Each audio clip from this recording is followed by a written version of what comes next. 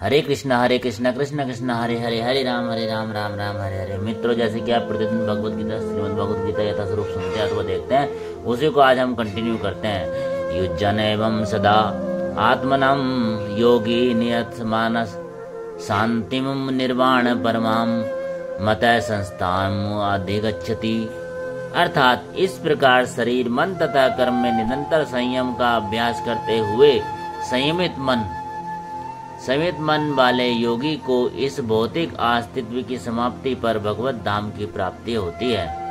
अर्थात अब योगाभ्यास के चरम लक्ष्य की स्पष्टीकरण किया जा रहा है। योगाभ्यास किसी भौतिक सुविधा की प्राप्ति के लिए नहीं किया जाता। इसका उद्देश्य तो भौतिक संसार से विरक्त प्राप्त करना है।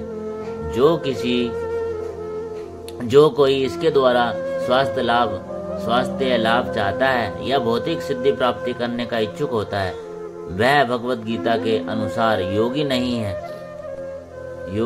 है, न ही भौतिक अस्तित्व की समाप्ति का अर्थ शून्य में प्रवेश है, क्योंकि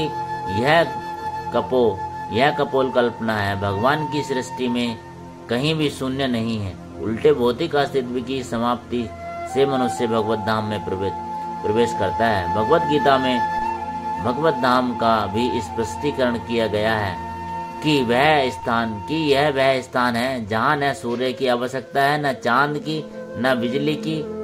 आध्यात्मिक राज्य के सारे लोग उसी प्रकार से स्वतः प्रकाशित हैं जिस प्रकार सूर्य द्वारा यह भौतिक आकाश। वैसे तो भगवत धाम सर्वत्र है, किंतु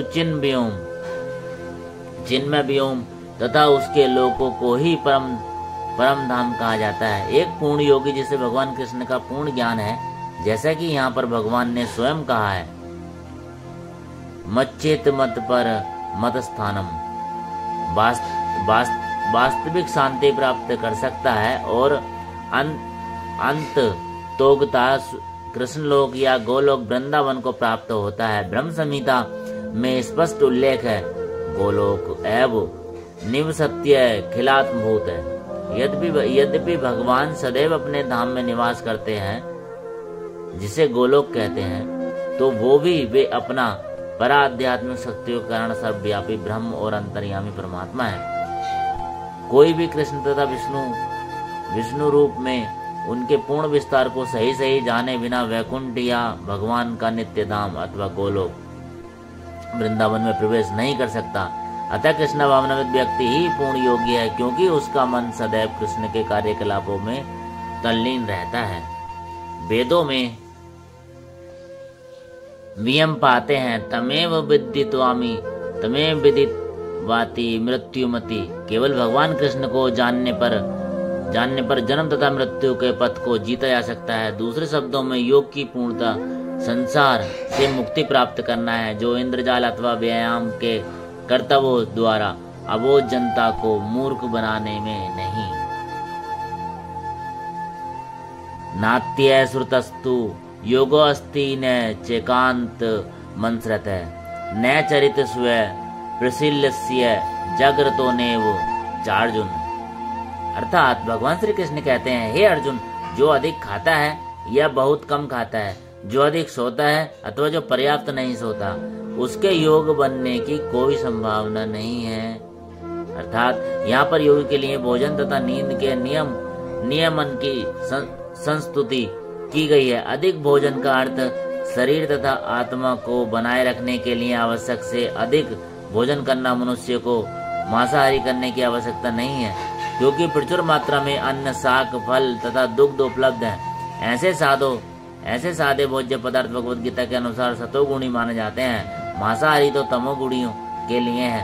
अतः जो लोग मांसाहार करते हैं, मद्यपान करते हैं, धूम्रपान करते हैं और कृष्ण को भोग लगाए बिना भोजन करते हैं, वे पाप कर्मों का भोग करेंगे, क्योंकि वे केवल दूषित वस्तुएं खाते हैं। भुज्यते ते तुयबंग पापन पच्यंत कारणात्। जो व्यक्ति इंद्रिय सुख के लिए खाता है या अपने लिए भोजन बनाता है, किंतु कृष्ण का भोजन अर्पित नहीं करता, वह केवल पाप खाता है। जो पाप खाता है वह नियत मात्रा से अधिक भोजन करता है, वह पूर्ण योग का पालन नहीं कर सकता। सबसे उत्तम यही है कि कृष्ण को अर्पित भोजन के उचित भाग को ही खाया जाए। कृष्ण भावनाविद व्यक्ति कभी भी ऐसा भोजन नहीं करता जो इससे पूर्व कृष्ण को अर्पित न किया गया हो। अतः केवल कृष्ण भावनाविद व्यक्ति ही योगाभ्यास में पूर्णता प्राप्त कर सकता है, न ही ऐसा व्यक्ति कभी योग का अभ्यास कर सकता है जो कृत्रिम उपवास की अपनी विधियां निकाल कर भोजन नहीं करता। कृष्ण भावनाविद व्यक्ति शास्त्रों द्वारा अनुमोदित उपवास करता है, न तो वह आवश्यकता से अधिक उपवास रखता है, न ही अधिक खाता है। इस प्रकार वह सौभाग्य करने के लिए पूर्ण योग्य है। जो आवश्यकता से अधिक खाता है वह सोते समय अनेक सपने देखेगा, अतः आवश्यकता से अधिक सोएगा। मनुष्य को प्रतिदिन 6 घंटे से अधिक नहीं सोना चाहिए। जो व्यक्ति 24 घंटे में से 6 घंटे से अधिक सोता है वह अवश्य ही तमोगुणी है। तमोगुणी व्यक्ति आलसी होता है और अधिक सोता है। ऐसा व्यक्ति योग नहीं साध सकता।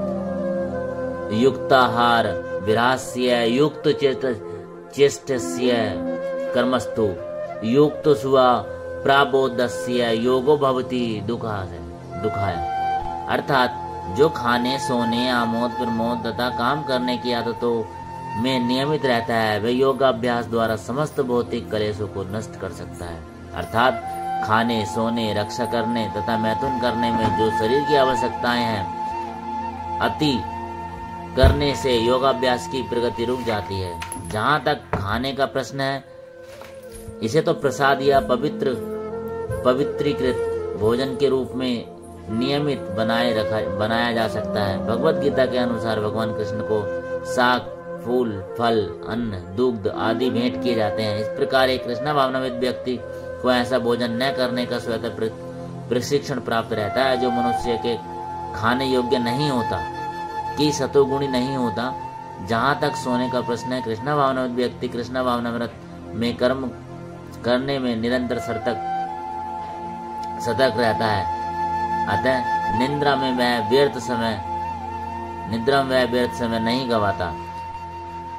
अव्यर्थ कालत्वम कृष्ण भावनाविद व्यक्ति अपना 1 मिनट का समय भी भगवान की सेवा के बिना नहीं बिताना चाहता।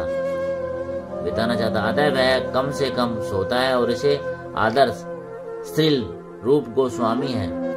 इसके आदर्श श्रील रूप गोस्वामी है जो कृष्ण की सेवा में निरंतर लगे रहते हैं और दिन भर वे 2 घंटे से अधिक नहीं सोते थे और कभी कभी तो उतना भी नहीं सो पाते थे। ठाकुर हरिदास तो अपनी माला में 3 लाख नामों का जप किए बिना न तो प्रसाद ग्रहण करते थे और न सोते ही थे। जहाँ तक कार्य का प्रश्न है, कृष्ण भावनाविद व्यक्ति ऐसा कोई भी कार्य नहीं करता जो कृष्ण से संबंधित न हो। इस प्रकार उसका कार्य सदैव नियमित रहता है और इंद्रिय तृप्ति से अदूषित, क्योंकि कृष्ण भावनाविद व्यक्ति के लिए इंद्रिय तृप्ति का प्रश्न ही नहीं उठता। अतः उसे तनिक भी भौतिक अवकाश नहीं मिलता, क्योंकि वह अपने कार्य, वचन, निद्रा, जागृति तथा अन्य सारे शारीरिक कार्य में नियमित रहता है। अतः उसे कोई भौतिक दुख नहीं सताता। शेष चर्चा आगे। हरे कृष्णा कृष्ण कृष्ण हरे हरे, हरे राम चैनल को सब्सक्राइब कर लेना, वीडियो को लाइक, कमेंट, शेयर कर देना।